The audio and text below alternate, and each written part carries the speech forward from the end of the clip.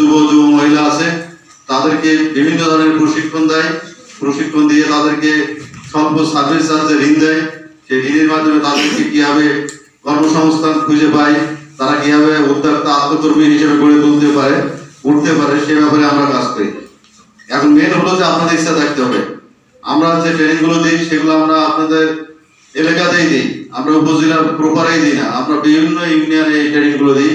আপনারা যদি সেরকম ইচ্ছা থাকে তাহলে আপনারা 30 জন পুরুষ এবং মহিলা মিলে দল গঠন করবেন, করে আমাদের অফিসে তালিকা জমা দিবেন, দিলে আমরা সেই এলাকায় ট্রেনিং এর ব্যবস্থা করব।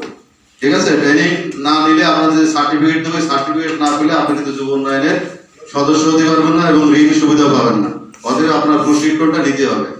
এবং যারা এখানে বয়স্ক মানুষ আছেন, অনেকের বয়স 35 পার হয়ে গেছে, আপনাদেরও কোনো ছেলে মেয়ে যদি থাকে তাহলে যুব উন্নয়ন থেকে ট্রেনিং নিতে বলবেন, যে তারা নিজেরা যাতে কোনো কাজের সাথে সম্পৃক্ত হয় সেই কাজটা করবেন।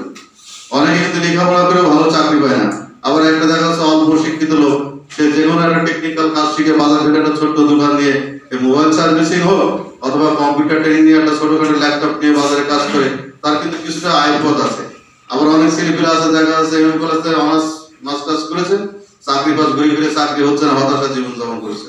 অথচ তার বাড়ির এক দেখা যাচ্ছে স্বাস্থ্য ভাই প্রতিবেশী, সে কিন্তু ছোটখাটো কাজ শিখে পার ডে 1000-2000 টাকা ইনকাম করছে। তাহলে সেই ছেলেটা সবচেয়ে ভালো যে ইনকাম করছে, তাই না? আমরা চাবো যে লেখাপড়ায় আপনার সন্তানরা যে লেখাপড়া হয় নাই বলে যে সে কিছুই করতে পারবে না, এরকম ধারণা কিন্তু ঠিক না। সবার ইচ্ছা যদি ঠিক থাকে যে আমাকে কিছু করতে হবে, আমাকে কিছু কাজ করতে হবে, আমাকে এভাবে বেকার ঘুরলে হবে না, তাহলে সেটা সম্ভব। ঠিক আছে?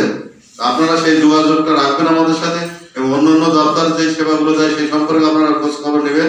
আপনারা যদি এভাবে জাগ্রত থাকেন এবং আপনাদের যদি ইচ্ছা থাকে যে আমাকে আমার পারিবারিক জীবনে অর্থনৈতিক যে পরিবর্তন সেটা ঘটাতে হবে, সেটা আপনারই ইচ্ছে থাকতে হবে। পাশে অন্যান্য অফিস আছে, যতটুকু সাপোর্ট আমরা সেটা দেওয়ার সর্বোত্তম চেষ্টা করব। কারণ আমরা আছি আপনাদের সেবা দেওয়ার জন্য, বিভিন্ন দপ্তরগুলো আছে আপনাদের সেবা দেওয়ার জন্য, সেবাগুলো আপনাদের নেওয়ার ইচ্ছে থাকতে হবে। তো আর কিছু বলবো না, যেহেতু অনেক বক্তা